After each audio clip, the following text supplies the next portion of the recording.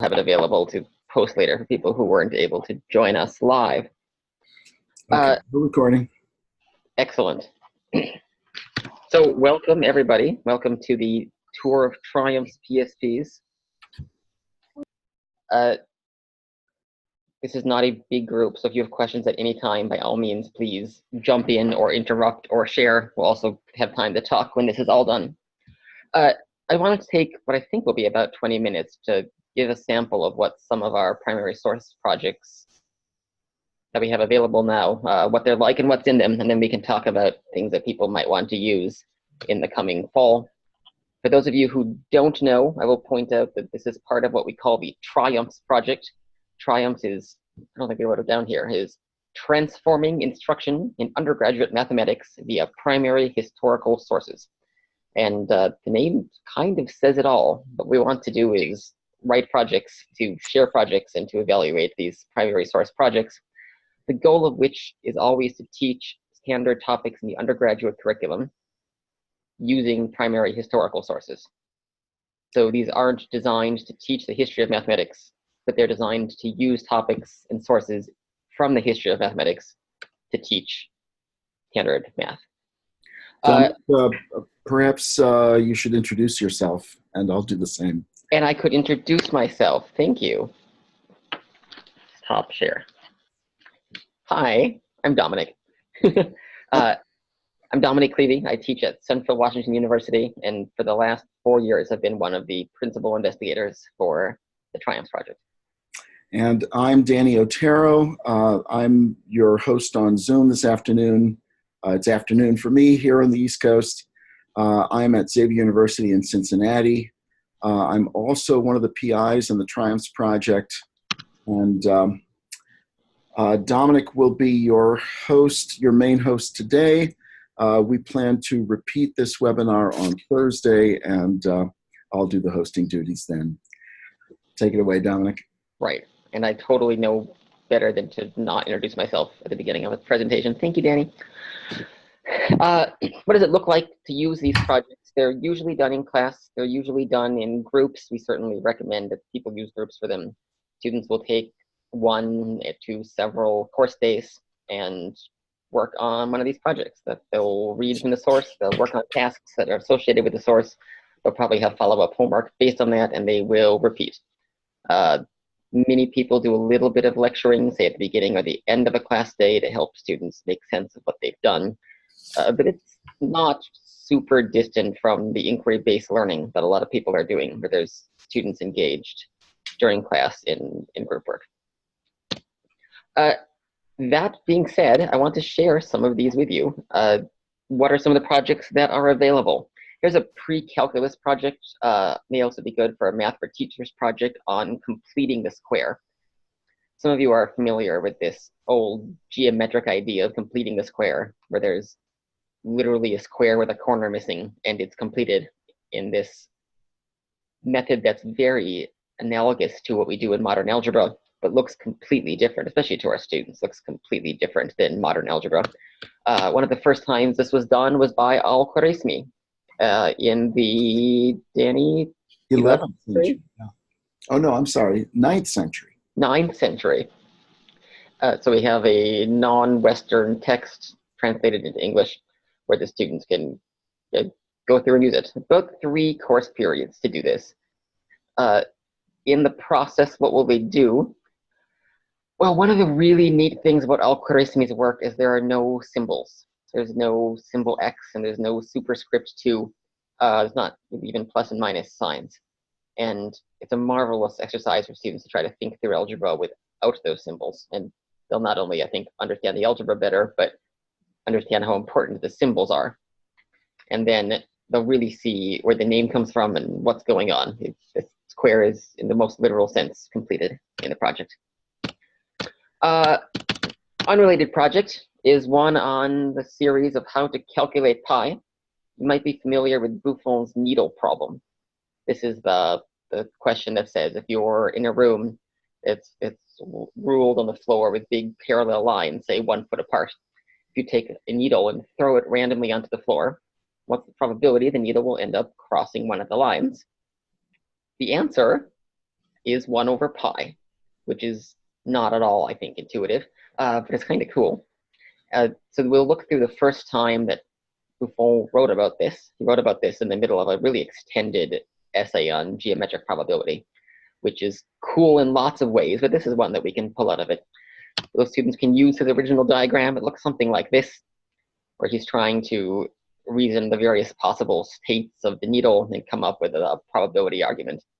It's a really neat probability argument. It kind of involves sample space, but the sample spaces are infinite because there are infinitely many positions and orientations for the needle.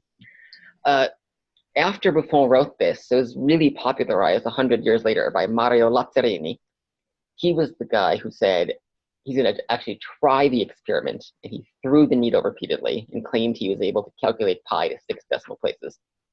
It's not, I think, a great claim, and looking at his source, students don't have much problem finding holes in it, but it's a really, really interesting thing. So both of those are part of this. Pausing briefly in case there are questions yet. Would you mention the difference between the two versions that exist? Oh, this one has 2 versions. Thank you.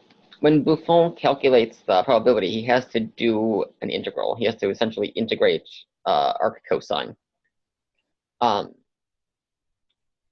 But if you will, and he doesn't really do that in a way that we do it now. He does it by comparing it to the area under a cycloid. It's a really interesting thing that he does, but for me, it's not the main point of what he does. Thinking about the reasoning of the needle is more important than the calculus. So I wrote a second version of this that skips the calculus. It sort of says, look at this picture that shows all the possible positions and orientations of the needle. If the two fall under this curve, it'll cross the line, and we'll just tell you the area under that curve. So you get all of the interesting work in setting up the problem and thinking through the geometry, but don't have the calculus. I think it would work in either case. Number 3 is on one of the most famous solutions in the history of number theory. Leonhard Euler in the 1730s found the sum of the reciprocal of the squares of all the integers. 1 plus 1 over 4 plus 1 over 9 plus 1 over 16.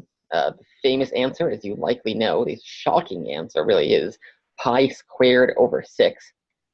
And Ken Monks has recently written a project that has students go through Euler's solution. He claimed he could do this for a Calculus 2 class. I will confess here in the privacy of my recorded broadcasted webinar that I was highly skeptical this was possible, but I really think he pulled it off. It's a really fun, really interesting project that will get students engaged in infinite series in a way slightly different than what they do in class, which is great. Well, finding a really interesting answer to them. So I strongly suggest at least looking at this if you're a Calculus 2 teacher this coming year. Another new project on regression to the mean. This is not regression as in finding a straight best fit line. This is regression like when something happens that's really unusual, probably the next observation will be more average than the previous one. Or in this formulation, tall parents often have kids shorter than them, and short parents have kids who are taller than them. Carl Pearson was the first person to do this. He explained it and then set out this really fascinating table, which if any of you stared at it and thought hard about it for 5 minutes, you'd say, oh, I see the reason for the underlying phenomenon. And also stare at it and find the reason, but it's trickier. And so there's scaffolding in the project to sort of lead them through things to look at. So it's really fun for that reason. After they go through all of it, they also have a chance to look at some modern examples of people who ignored regression to the mean and made some bad decisions by not either understanding or remembering this phenomenon. There's one more. So this course, I will say, it can certainly be done in a stats class. It would be great in some sort of gen ed class too, because it doesn't involve any algebra, it doesn't involve any statistical language. It was in fact written before statistical language existed. But it's a really neat way to look at a real world situation that we don't always teach in detail in some of our curriculum. There's another neat stats project, and Danny, we should put in pictures for this one next time. Okay. Seeing and understanding data takes some of the first people who ever used graphs to represent data. John Playfair, Florence Nightingale both did this. And there are examples of some of the first bar graphs and some of the first pie charts and some really crazy graphs that are different than anything that we see in today, but are a great chance for students to think about how data is presented and the various ways to do that. So they evaluate the graphs in various ways. They look through Edmund Tuft's criteria for graphical excellence and rate the various graphs for how they do, which also I like a lot. This is not my project, but I like what the authors did because it really promotes reflection on how graphing might be done, pros and cons of different kinds of visual presentations for data. Another one in the How to Calculate Pi series is on inverse tangents. If Lazzarini claimed he could get pi to 6 decimal places by throwing a needle, John Machin, or possibly Machin or Machin, no one's entirely certain who have ever met how to pronounce this guy's last name, he was able to calculate pi to 70 decimal places. And one could rightly ask how to do this. That's a lot in the age before computers. And the answer is this interesting formula that's at the bottom of the page, this way to write pi over 4 in terms of arctangents. Once you see that formula, you might be convinced you could calculate pi pretty accurately by hand. Arctangent has nice Taylor series that converge pretty quickly. You don't have to do a whole lot of terms. And a whole lot might mean a couple hundred here. But if you're going to set the world record for calculating pi, that's possibly reasonable. Where that formula comes from is a little bit harder to see. It's not too hard to convince yourself that it's true. Finding it in the first place is less obvious. And one thing the students do in this project is look at the original picture and try to pull this formula out of it. It's a really nice chance to practice things like recognizing tangents of triangles to graph from a picture. Nice chance to look at double angle and half angle formulas and pull things out of it. So trigonometry students and pre-calculus students have enough skill to do essentially all of this project. They skip the one calculus calculation. And it's also a nice chance for calculus students to use their Taylor series and see where pi is calculated. Oh, here we go, I have this picture. So from A up to L or A up to D, one of these is pi over 4, and one of these is 4 times the arctangent of 1/5. And the difference is this tiny little arctangent of 1 over 239, which is all calculable. If you glance at some of the formulas here, now there's a double and a 1 minus something, you might be seeing a double angle formula for tangent or arctangent.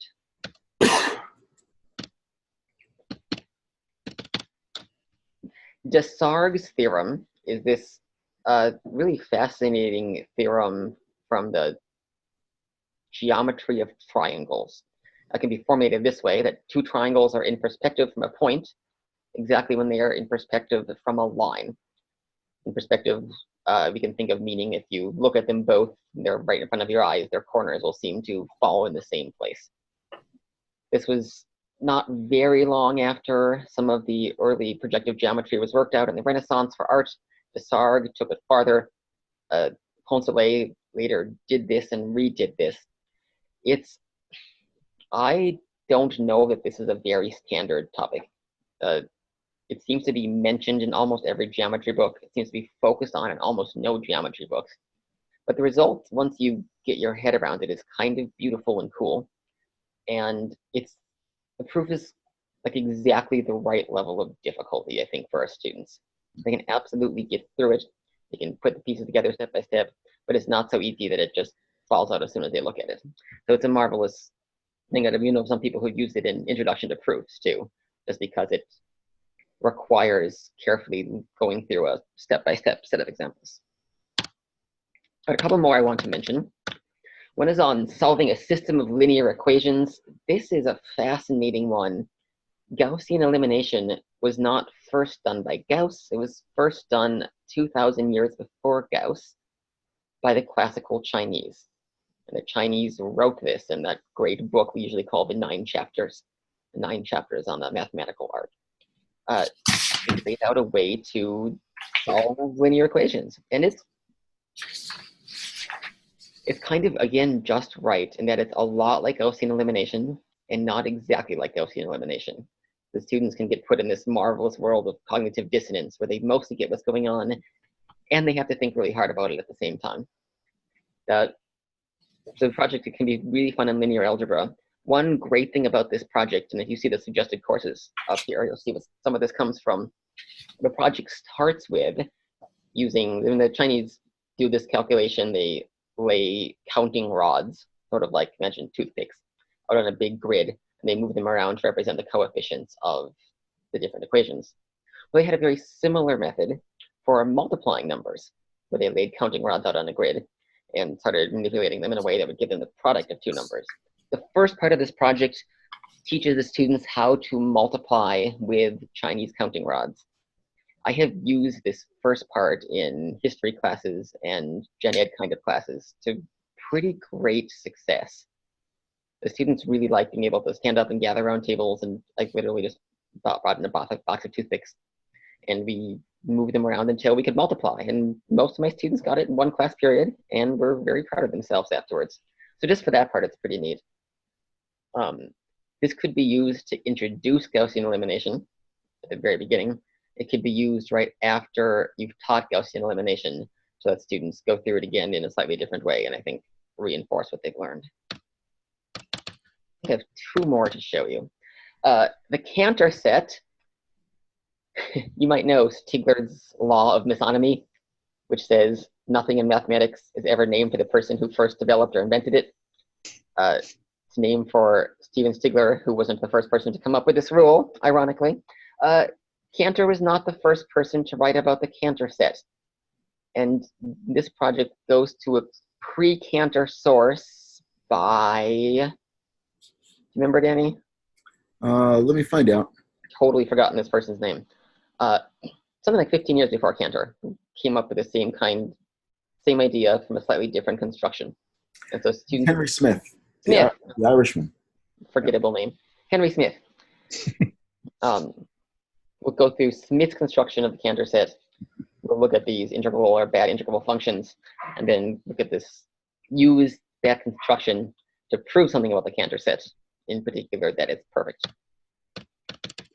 I finally wanted to mention an abstract algebra project. There's a series of these that have been written by Janet Barnett. They're fairly big projects that you could replace a fairly big part of a textbook if you wanted to. But this is group theory from Lagrange. And people had done some group theory before Lagrange. Lagrange was maybe, and I'm not a historian of algebra, so I want to be a bit careful with this claim, but maybe the first person to put group theory together in a way that looks modern and systematic and good to us.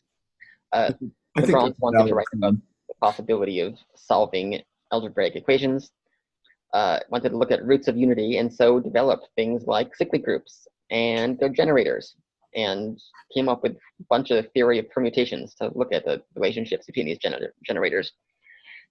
Students who work through it will get a big chunk of what they would normally get in group theory, but from this really neat original source. So again, if you're teaching algebra in the next year or two, I would at least look at this and think of it something you might want to use. We know people who taught almost their entire classes from it and who liked it enough that they did it again. I'll briefly mention 5 more projects that are being written right now. If you have interest in any of these, we can get you draft copies from the author. There's Fermat's maxima and minima. And Fermat, of course, came before Newton and Leibniz. So how do you find the maximum of a curve before you have a derivative? There's Bress's theorem. This is this idea that sometimes if you have a busy gridlocked traffic system and you add a road that can conduct a lot of cars, that traffic will get worse. And of course, it's not just about traffic, but any network. Adding bandwidth to a network doesn't always make it more efficient overall. There's a project that goes through that. For complex analysis, there's one on Argand in his first development of the complex plane, which he's taking this, at the time, still kind of a radical idea of an imaginary number and coming up with a geometrical construction of it. Beyond Riemann sums is another project based on Fermat's work. Fermat trying to find the area under curves. He used something that was kind of like Riemann sums, in that he filled the area under curves of the rectangles, but his rectangles were not all the same width. He stretched them as they got smaller in really interesting ways that I think make really nice things for Calculus 2 students to think about.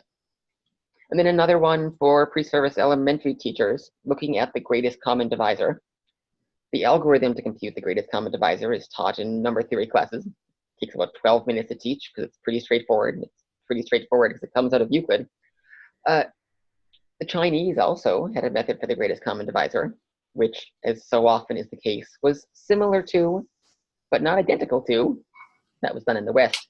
The students in this project can look at the two different methods, compare them, and think about what would be best if they were teaching these pre-service teachers and how they would communicate this. There are lots more of these projects, and the website listed here, you can either type it into a browser or simply Google something like TRIUMPHS primary sources or TRIUMPHS original sources. We should be the first hit.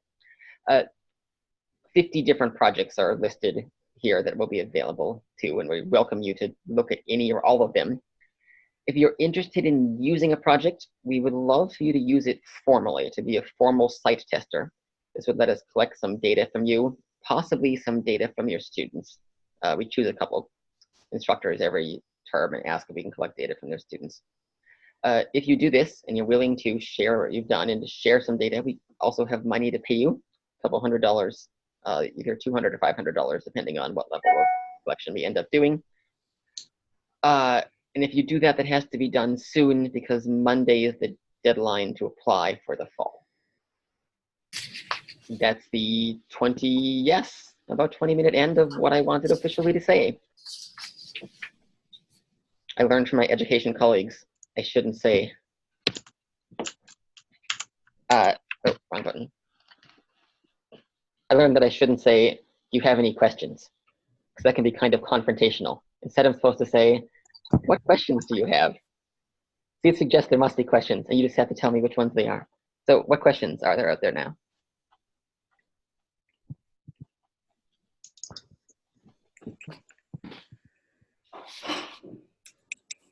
We can take questions on what it's like to teach with these. We can take, if you're teaching a class, I see a hand. Edwin. Hello, hello Dominic, how are you? Hello, great, thank you. Hello. Hi Danny. Hello, Edwin. I have the question I have, or like one of the questions I have is, what courses, where do you have the greatest needs in terms of the PSPs that you would like feedback on? You know, is it geometry? Is it pre-calculus? Is it pre-service courses? Greatest need for feedback. Yeah, the for site testers. Might be topology. Topology, there's a need for... We've been having a few topology projects that have never been used. Okay. Saddens me. Yeah, it's not surprising given the fact that topology is often a course that at many institutions gets taught occasionally. Right. That's true. Okay. What else do we have? That's a great question. The email that we sent out, I don't know if you got that, the advertising and calling for site testers. The projects listed there were the ones that we chose that we would like, or especially interested in having people use. Oh, super. Okay. Okay. So, you know, topology broadly, and then the list that you have from, that you sent out in that email. Most of what I shared today are fairly new projects that haven't been used much. Yes. Okay. So almost all of those are things that we're really eager to have people try in the classroom and let us know how they go. If I can ask another question, and so related to that, when I was at the workshop at Denver in September, Danny, you gave a fabulous run through on Cauchy's development of the determinant, but it was quite long. You know, sounds like it's like maybe, you know, that the PSP on Desargues theorem might be similar. Yes. But you also give some suggestions as to how, you know, you wouldn't have to devote maybe 10 class periods. You could maybe get away with 2 or 3 if you pick your topics. Yes. Is the Desargues theorem kind of a similar is there a way of breaking this arg's theorem into maybe 2 or 3 kind of bite-sized ones, or is it all or nothing in terms of? Yeah, I'm fairly sure this could be done. You should be aware that virtually all of these projects have an extensive notes to the instructor section at the end, where the author explains the rationale of what he or she is doing in the design of the project, and also gives a sort of suggested diary of how one might proceed through the project. All of the TRIUMPHS PSPs also are available in raw tech form from the authors, and this is often useful for tailoring them to your own specific needs. You are, completely welcome to take it and excerpt pages 1, 5, and half of page 6 and just use that. If you do, we'd love to know. Thank you. See what you've come up with. But yeah, people are very happy with that. And in terms of site testing, like say if one wanted to site test the Desargues theorem, but say only wanted to have like 3 class periods, would that still be valuable feedback with regards to site testing, would it? Like even if it wasn't the full 10 class one, or like site testing to be full? Yeah, determining the extent to which these projects can be modified and still used effectively is a great question for us. So we would love to know. Okay. And if you tried to do only 2.5 days and it completely failed, we would love to know that. Okay, all right. And the next time someone asks, you could say, you know what, you could. Okay. I read that it's hard. I might have children coming. I might have children coming in and out here, so I'm going to mute my mic and cover my camera again. That's the only reason I'm doing that. So no worries. Thank you. Have a child walk in at some point. Thank you. Yes.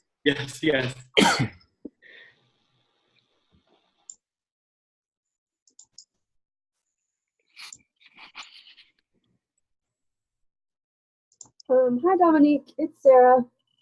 Hello, Sarah. I don't have a camera on my work computer, so I'm sorry about that. But I was curious, the sum of the reciprocals, you said that was like 1 class period, and if this was something we were interested in trying out, like, do we ask you guys for that, or do you fill out the form and then you get the information? You can download it now, or I can send it to you. Okay. If you want to commit to using it in class, then you go to the website and click on the I want to be a site tester button.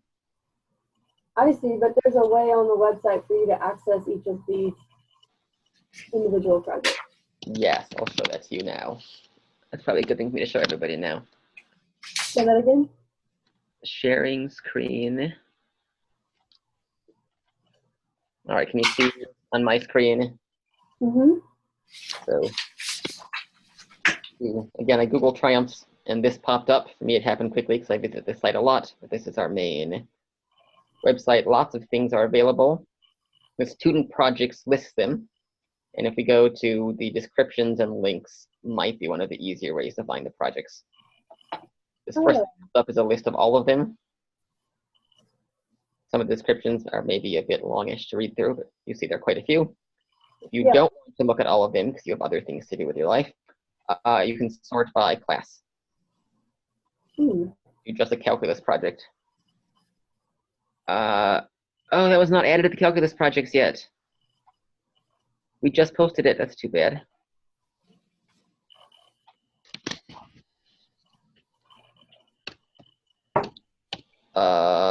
I'm going to be really embarrassed if it's not there at all, because I swear we posted this one.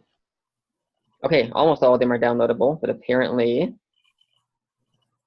the sum of squares is not yet online. We can get you a, I think it's because it's undergoing a final revision. Again, if you want it, I can send you a copy. Okay, yeah.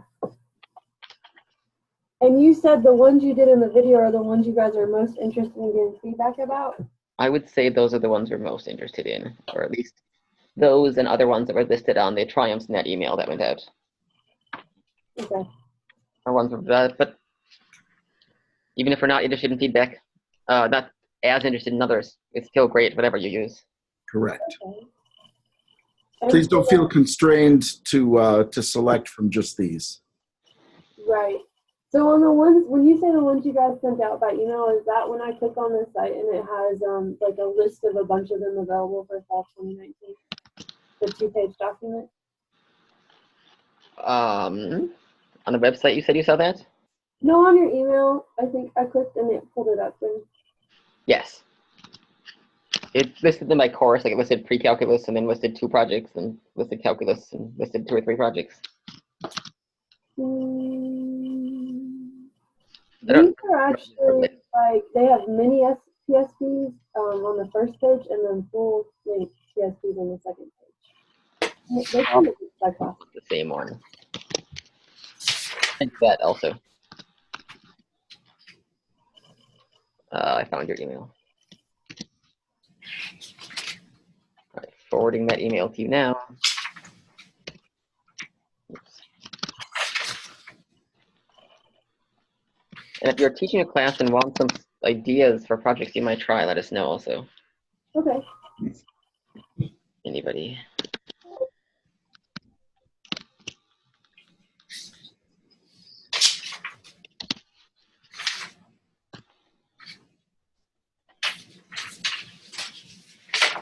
Oh, I see. Yeah, I didn't get this email. Oh. No, Maybe- with all these things on the bottom. Can I ask how you found out about the webinar? Well, I get the Triumph emails, and so it said that the webinar was happening. I was like, ooh, that might give me some ideas. Yeah. Okay.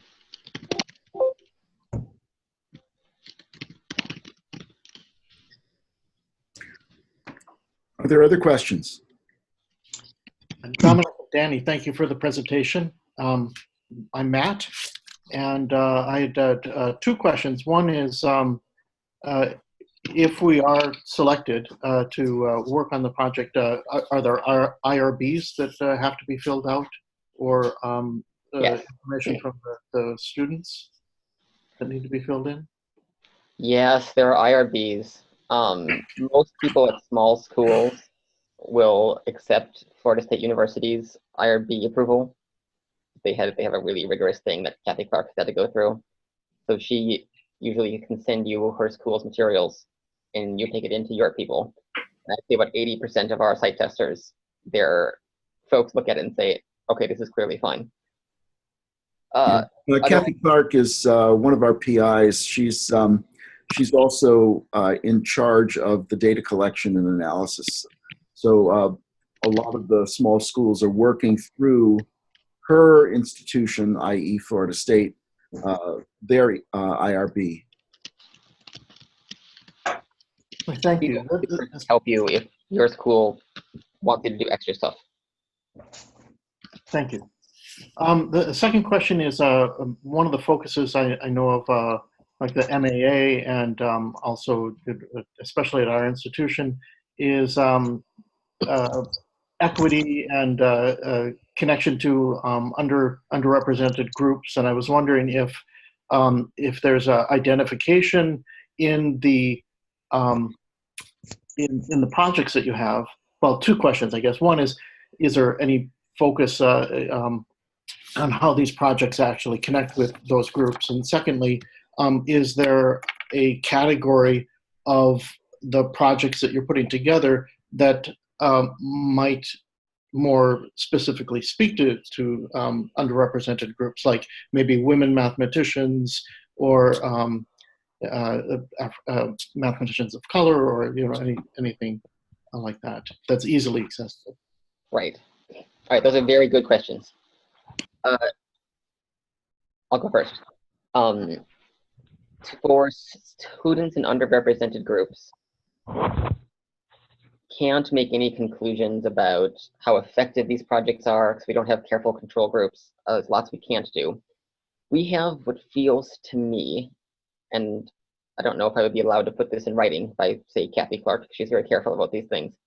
But feels to me like pretty good anecdotal evidence that the projects are helpful for underrepresented students, people who've not always been successful in the traditional way of teaching that can really benefit from this different approach, and that they're not harmful to our traditional students.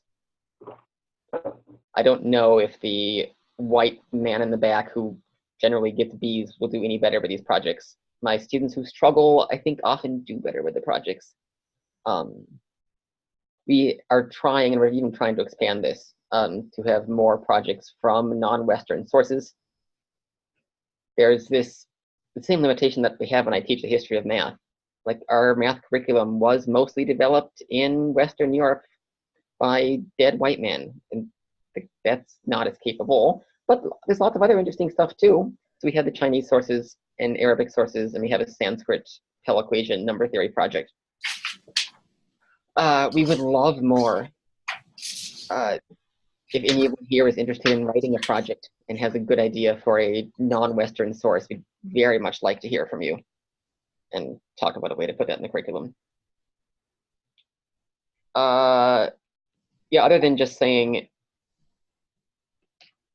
if you want to try to reach underrepresented students, go for the non-Western source materials. I don't know if I have a certain project that would be better for them. Thank you.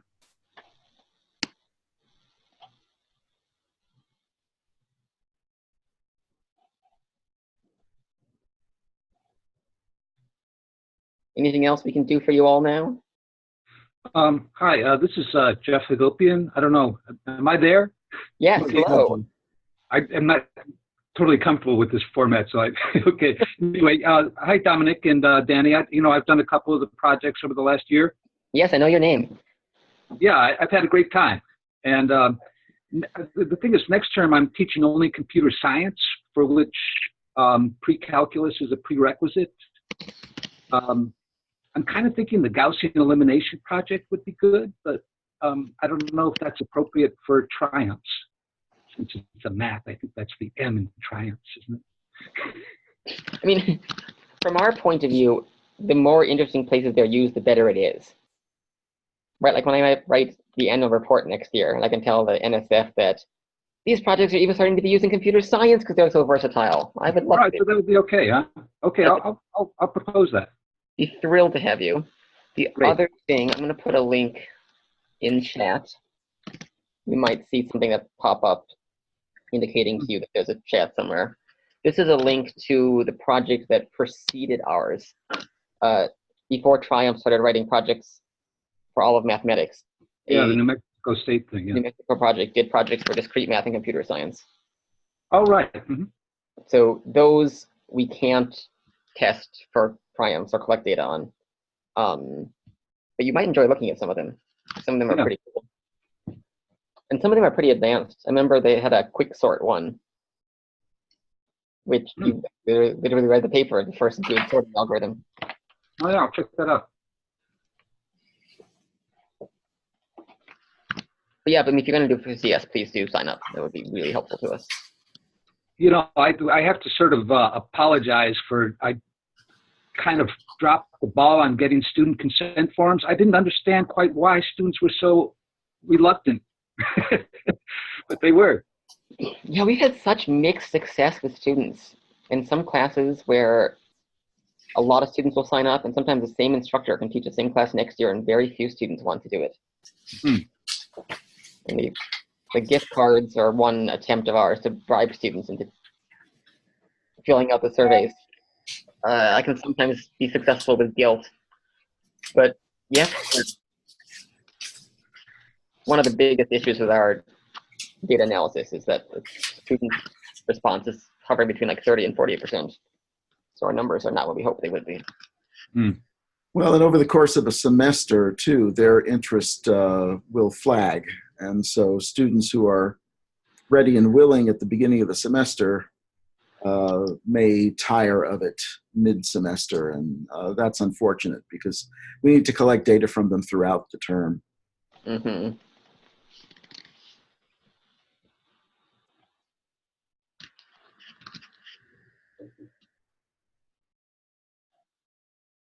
Pause again for what anybody wants to say.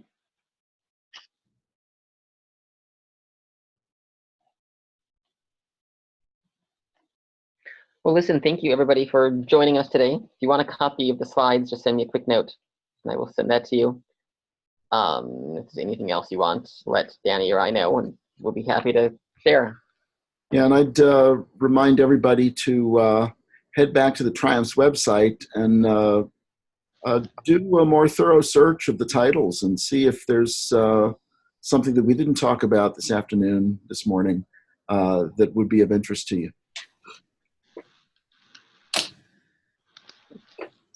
Okay, thank you very much. Happy summer. Yep, thanks everyone. Thank you. Thanks very much. Thank you. Bye. Bye.